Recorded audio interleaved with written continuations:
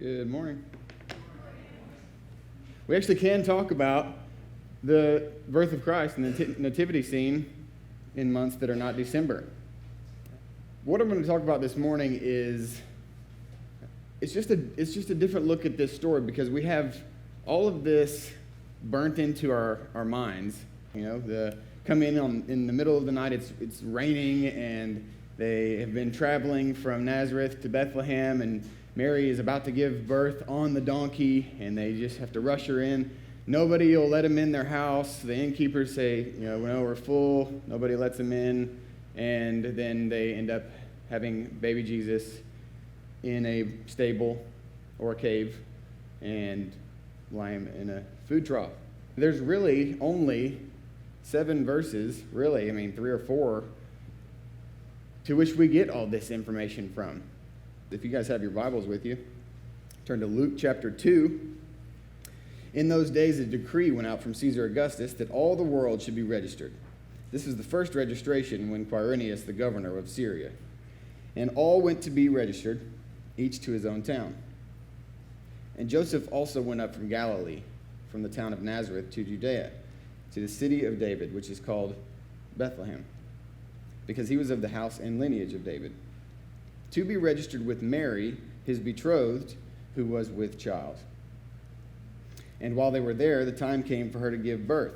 And she gave birth to her firstborn son, and wrapped him in swaddling cloths, and laid him in a manger, because there was no place for them in the inn.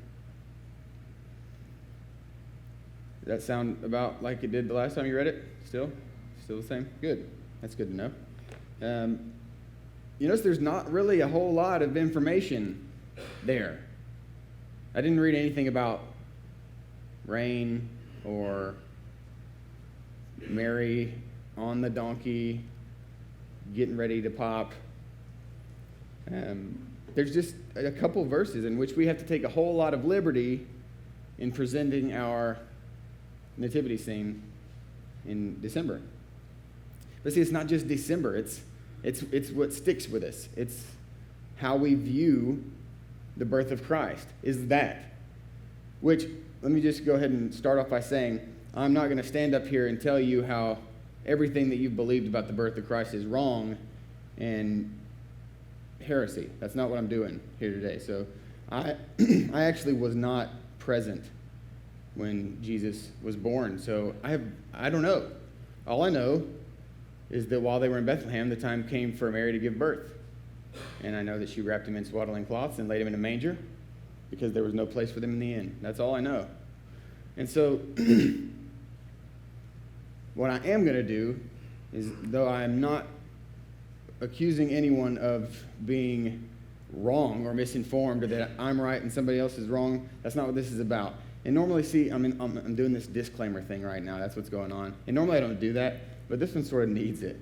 So I'm going to just go ahead and say that as we move forward through this lesson, just don't throw anything at me. Okay, thanks. Okay, so I'm a very logical thinker. I'm a practical-minded person. I like things to make sense. Everything's got its own place in my mind. And whenever I read the story of the birth of Christ, and I look at it through the lens of our traditional views, there's some things that don't add up to me. So I'm going to present these things that I see, and I think that they're pretty evident, and I'm sure that you guys will agree with me that they are problems. The first problem is that Bethlehem was Joseph's hometown. Okay, now this is Bethlehem. This is also prophesied that the Messiah will be born in Bethlehem. So ancient Palestine and even Israel today they're an honor-shame based society. So that means that they have a great deal of value in gaining respect for their family name, gaining respect for themselves, and avoiding at all costs anything that would shame their family, shame their name. So much so that even in the Old Testament it says that if your son disobeys you and casts shame upon you, then you just take him out in the middle of the street and you stone him to death with the rest of your town. It's pretty serious, I'd say. You don't have to do that, by the way. There's a loophole. So he's a local. He was born there. He was born and raised in Bethlehem. So if Joseph were to walk into Bethlehem, all he would have to do is say, "Hey, I'm Joseph, son of Levi, son of Mathat, son of Eli," and they would know who he was because they keep up with all that genealogy stuff. I don't know if you guys do. Like if you can recite like back several generations, that would be interesting if you introduce yourself that way. But if he were to do that, if he were to come into town, then they would know who he was, and then they would most doors would be open to him in the town of Bethlehem. Because it's an honor-shame-based society, of course they're going to honor one of their own. Of course they're going to welcome somebody in. And Jews are so hospitable. I don't know if you have any Jewish friends or neighbors or anything, but they're just the most polite, kind people that will just, open their home to you whenever. So for Joseph to go into Bethlehem, being born and raised there, and not being allowed in with his 9-month pregnant wife, who is literally about to pop, doesn't make sense to me. But that's not enough to make a case, so let's continue. Second point, Joseph was a royal, okay, which means that he was of the lineage of King David. Okay, so he's got royal blood. If he were to walk into Bethlehem, which is also the birthplace of King David, let me just pause to tell you this. King David is like the most popular guy in Bethlehem for all of eternity because he's like their favorite guy. He's like the man. He's like Elvis to Jews. Literally, still is. So King David is very, very famous. His family's famous. He's obviously a significant character in the Bible. So Joseph, being of royal lineage, if he were to walk into Bethlehem, his hometown, and say, "Hey, my name is Joseph, son of Eli, son of Mathat, son of Levi," and then go on and on and on, and then he gets to it, and he's like, "Son of David." They'd be like, "Son of David? King David? Are you serious? Take anything you want. Anything is yours." I don't know if they would be that intense, but it would be a big deal to meet somebody of the royal lineage of David because he's like super popular. So for Joseph to bring his very pregnant wife into his hometown, being of royal lineage to King David, in the town that King David was also born in, and then be rejected by all the people is very, very unlikely. If that were to be the case, Bethlehem would just heap significant amounts of shame on themselves, on the families, on the town of Bethlehem. It would be a travesty. It's unlikely, but let's keep going. Point number 3, culturally speaking, every woman about to give birth is given special attention. Right? Like somebody comes to your door, they've just been driving, they ran out of gas, they were on their way to the hospital. This lady is like about to have a baby, leg hanging out already, and you're just going to say, "Sorry, I'm busy. I'm playing cards. I can't, I don't want anything to do with that." Absolutely not. What kind of monster? Especially Israelites would not be like this. Jews love babies. They love making babies. They love having babies. They love delivering babies. They love everything to do with babies. So there's no way that Joseph and Mary walk into Bethlehem and somebody doesn't say, "Oh, here, I'll deliver your baby." Now, I'm not saying that just anybody that comes to, "I'll deliver your baby," you should let them. But there are plenty of midwives in Bethlehem that would be more than happy to help deliver baby Jesus, especially somebody who's from King David. Actually, they both are from King David, Mary and Joseph. I say especially Israel because if you look back in Exodus, when Pharaoh, at the very beginning of Exodus, whenever Pharaoh says, "You know what, I'm done with this whole Israelite population increase. They're having way too many babies, and I want to kill them off. See, they love making babies. They're all about repopulating the universe. So Pharaoh says to the Hebrew midwives, he says, anytime that you give birth and it's a Hebrew boy, kill him. Kill the Hebrew boys. If it's a girl, let her live. That's fine. But I want all the Hebrew boys to be killed after they're born. And so the Hebrew midwives don't do what he says. And when he comes back to him, he says, why haven't you killed the Hebrew boys like I told you? And so the midwives say, these Hebrew mothers are not like Egyptian mothers. They are vigorous in childbirth. They birth the child before we can even get to him, before the midwives can get to him. And so I get this funny picture in my head that, like, you know, they feel it coming on. And instead of calling the midwives, they're just like, boom, and have the baby, and they get called vigorous for it. Use words like, you know, I think that's hilarious. So, anyways, God, he honors these Hebrew midwives for not following Pharaoh, which is a big deal, by the way. Pharaoh is like king of the world back in that time. He is considered to be God.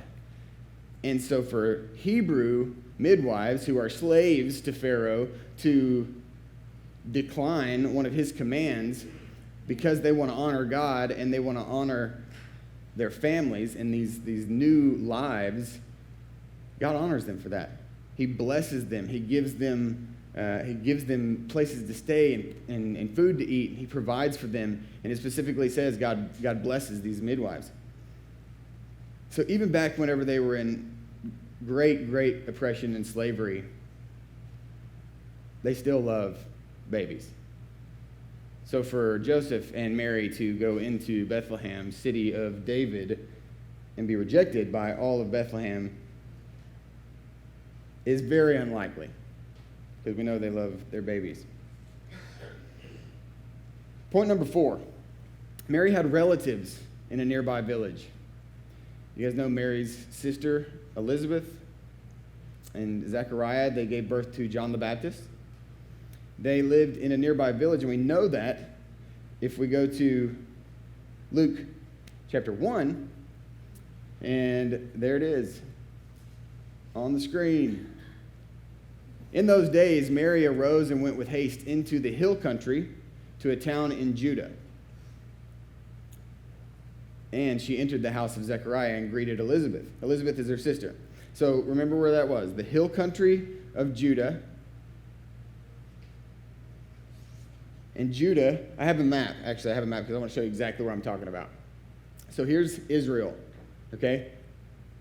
Galilee, it's divided into 3 different parts. Galilee, Samaria, which no Israelites like Samaritans. It's like this really like crazy beef with Samaria. And so Judea is on the bottom. Now, they originally traveled from Nazareth to Bethlehem, which I've got my Star of Nazareth up top in Galilee, and Bethlehem down at the bottom.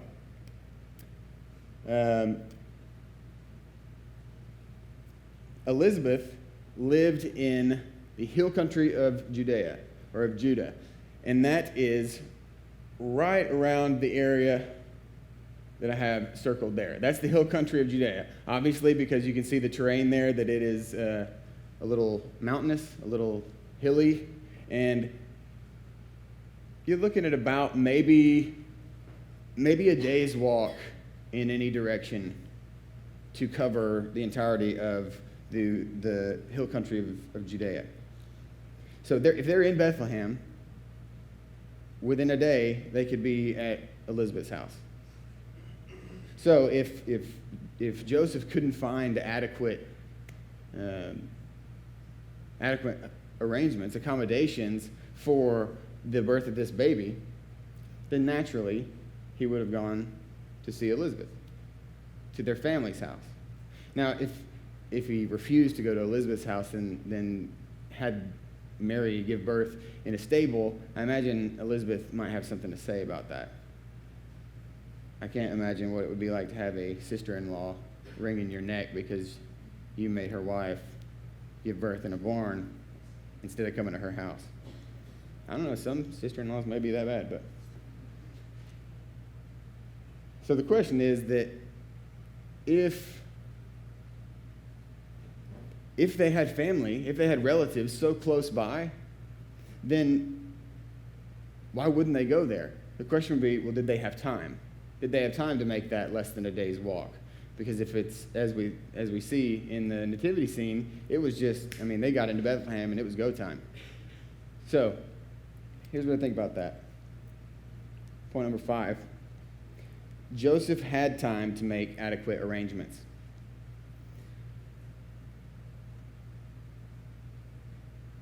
Because if you look at Luke 2, verse 6, this is after Joseph went up from Galilee to Bethlehem with Mary.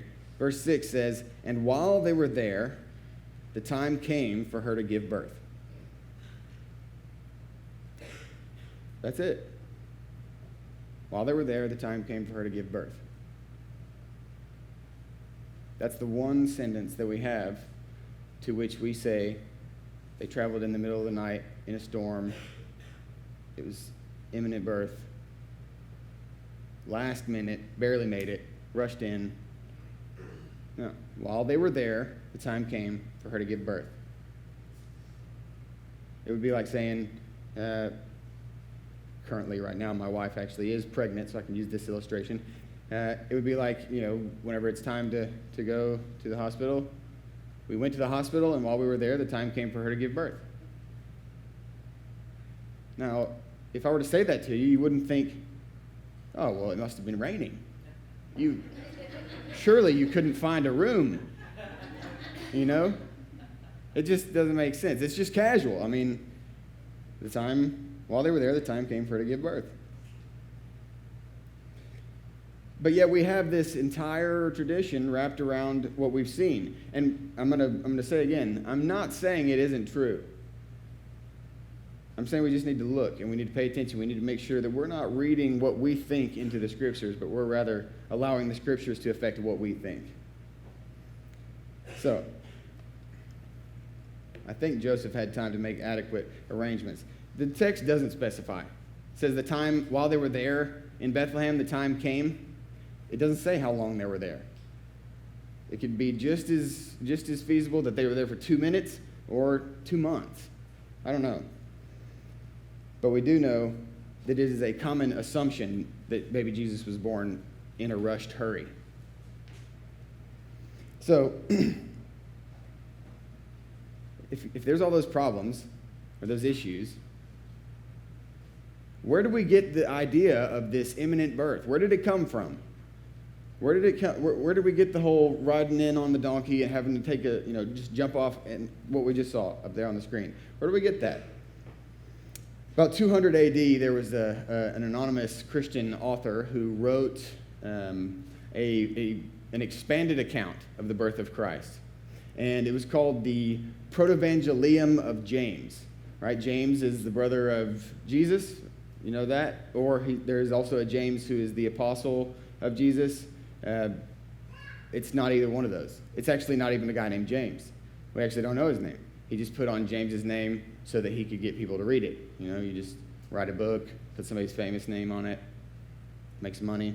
Anyways, it was an expanded account of the birth of Christ, and it was just totally imaginatively creative and not realistic.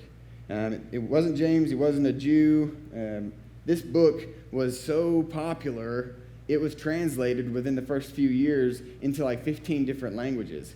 So immediately it just went, this story. And basically the story is that Mary and Jesus are approaching Bethlehem, and she tells Joseph, get me off of this donkey because the child presses forth. In other words, it's happening now.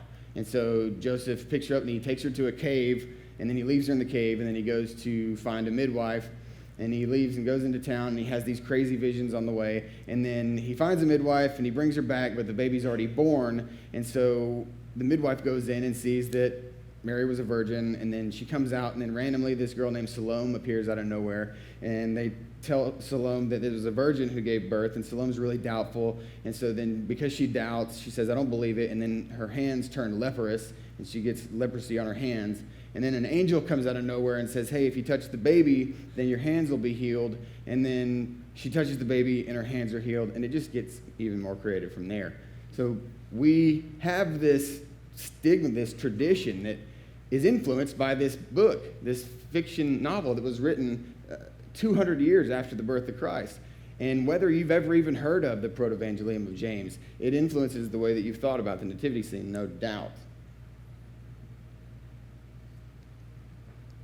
So, it all boils down to this. What is the manger and where is the inn? Right? Because that's the verse where it all gets weird. That's where it's like, okay,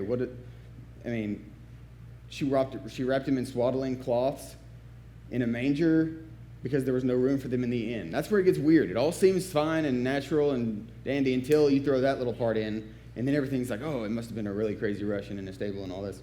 So let's talk about that. When we think of manger, we think of barn or stable or, ranch. But see, in ancient Palestine, most traditional Palestinian homes, they were simple. They didn't have barns. They didn't have separate buildings to store their animals and livestock. The wealthy did, sure. They would have separate homes, but simple village people, they didn't have barns. So I'm going to tell you about two different buildings that we have. One is just a simple ancient Palestinian village one-room home. It's got one room, and I got a picture I'll show you. This is what a simple one-room village home would have looked like. You got the little roof up top, but here's the inside. So you've got this upper level here, this main area, the main family room, where the family is going to cook, eat, sleep, live, fellowship, and then down a level on the end of the house, there's a little staircase that goes down in there. That is what you would consider the stable. Okay, so that's where all the animals go. Like my little donkey there and sheep, they're cute. They would keep the animals in the house because they didn't have anywhere to put them, and you would keep them in the house for a couple reasons, actually. One is that they would keep you warm at night, right? Their body heat is generating. You don't have central heating and air. It's nice to have, hot-blooded animals at the bottom of your house. Secondly, if you keep them inside, then that's going to protect them from being stolen because animals are a valuable thing, and so they'll get stolen. And so they would keep them inside. And I've actually got several scriptures that go back to the Old Testament and show you where you can find these one-room homes with animals inside in the Old Testament, but I'm running out of time, and I do this often, so I'm just trust me, it's there. If you want to ask me later, I'll give you the verses. But we have these one-room homes with stables inside the house, and the animals that would be in the stable, I think we got another picture, they would have these little cutouts here in the floor where literally just scoops in the dirt floor, the main level, and it would be filled with hay, and that's what they would eat out of. Right? It's just right there at head level for the donkey. He's loving it. Do you know what those are called? Mangers. That's right. These are mangers. Now, manger is also a horse trough or a wooden box like you would think, but these are considered to be mangers, and they were common. So, with that being said, just let your mind sort of meditate on that concept for a moment. Could it have been possible that baby Jesus was laid in that kind of manger? Okay, so let's put that one on pause and let's move to the word inn. How are we going to understand the word inn? There was no space for them in the inn. So the word there, inn, in the Greek, Luke uses the word kataluma for inn. Kataluma. This is not the traditional word for commercial inn like you would use. Like we use the word hotel, and when you say hotel, everyone knows exactly what you're talking about. This is not the word they would have used. Actually, do you know the story of the Good Samaritan who gets passed by on the road? The man has been beaten badly. The Samaritan picks him up, takes him to the inn and gets him taken care of, and he pays the innkeeper money to take care of him until he gets back, and he can pay him back for anything that he spent. This word for commercial inn, which is clearly in this context a commercial inn, the word in the Good Samaritan story is pandokion in the Greek. And this is the word for inn. It's just like our word for hotel. But Luke doesn't use pandokion in chapter 2. He uses kataluma. So why the difference? Kataluma is actually also used one other time in Scripture, and ironically it's also in the book of Luke, towards the end of his chapter, or towards the end of his book in chapter 22. And this is whenever Jesus is talking to his disciples and they're preparing to eat the Passover feast.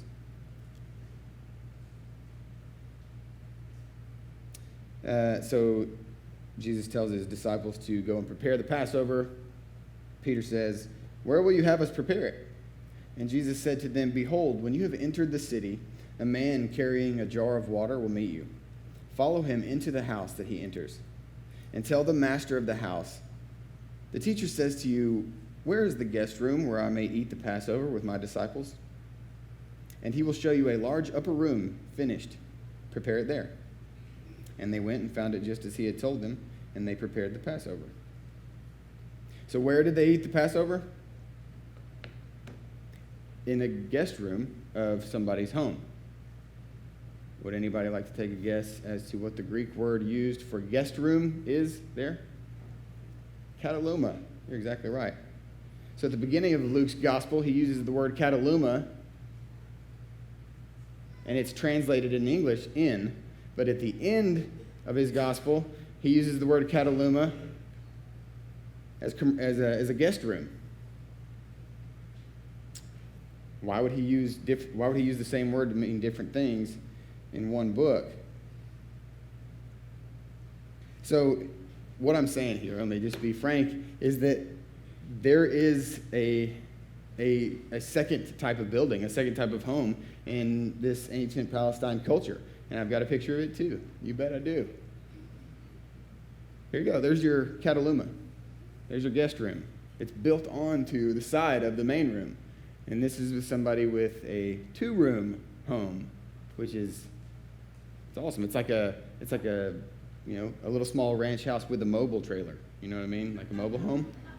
You just stick it right on the side of the house and it looks great. This is the inside. It's just pretty quaint, but it's separated. You can see there's not like a big opening. It's not like a guest room like we would think. Like, yeah, you can stay in the guest room, but I can still get in whenever I want to because there's a door here, that's still connected to my house. This one, it's almost like a separate building, like you would think of a guest house. So, like I said, they're very hospitable. They're very welcoming and inviting. And those who have guest houses, they welcome guests and invite people there. Go ahead to the next picture. So you can see side by side here, the guests would stay in the guest room, and here's what I'm boiling it down to. I'm landing the plane here, guys. Go ahead and keep it on that picture. I think that Joseph is not an idiot. I think he's not irresponsible, and I think that he loves his wife, and that he didn't say, "Mary, I know you're 9 months pregnant, but we're going on a 75-mile hike. Prepare yourself." I would not. Our due date is July 14th for our baby, and I would not tell Carrie on July 10th, "Hey, you wanna go for a 4-day walk?" She would. I don't know what she would do. That'd be. I'm not going to find out. I think that Joseph made arrangements with somebody in Bethlehem, probably somebody that he knew growing up because he was born there, maybe a family friend, maybe even a relative. And when he got there, they had already had somebody staying in the guest room, the kataluma. So whenever it came time for Mary to give birth, there was no room for them in the inn, in the kataluma, in the guest room. So they gave birth in the family room. The owners of the home, they welcomed this Holy Family into their own living quarters and allowed Mary to give birth there. This was common, by the way. When you would give birth, they would get all the men out of the room. If there was anybody there, they would, take care of the baby and then wrap it in swaddling cloths, which is a practice that's been practiced for a very long time in this culture. And then they laid him in the manger with all the fluffy hay right there in the floor. Makes sense. It makes sense. Now, I'm not saying that you need to go and just knock down people's nativity scenes in their front yards this Christmas. I don't want to see any, burning stables and mangers on fire. I'm not calling anybody a heretic. I'm not even claiming that this is absolute truth, because none of us know. We weren't there. We've got a little 2 verses to explain this whole thing. Nobody knows exactly what happened. My point is that we need to not read out of the Scriptures what we have always been told about the Scriptures or what's been tradition forever. We just need to read the Scripture and let the Holy Spirit tell us what it says, tell us what it means. Not anybody else. I don't care how many years it's been around and established by the majority as absolute factual truth. The longer that stuff goes unchecked, the more it becomes an establishment in our minds, and it's harder to break that down. But I'll tell you what. This is the important thing. It does not really even matter how it happened. It matters that it happened. Okay? The fact that God, the creator of the universe, entered his creation in the form of a little baby. I don't get that. I don't understand it. That's my logical mind being a little irritated that I can't figure something out. But I don't even care that I can't understand it. I'm just grateful for it. The fact that God willingly became an infant, it's a mystery. But it happened. It's reality. And that is the only thing that made it possible for us to experience eternity with him.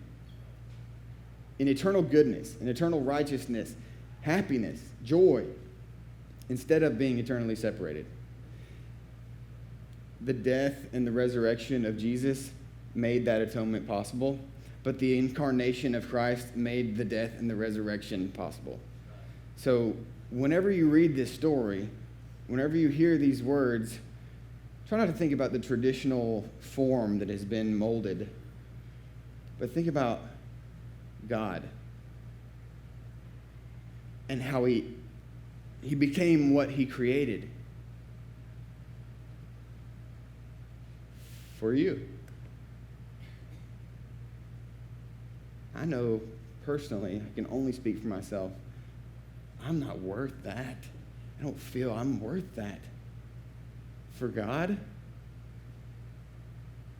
to enter this reality and live the way he did, die the way he did, live the way he did again, and then take all that blame and that sin and that punishment from my responsibility. I am not worth that, but he says I am.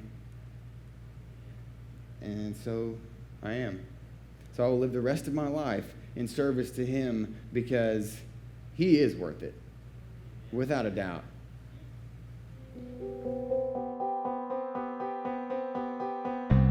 Hi, I'm Kyle Lawless, worship pastor here at the Refuge Church. I'm so glad that you're here today watching this message. If you feel like it's impacted you in any way, please email our pastor at pastortony@therefuge.cc.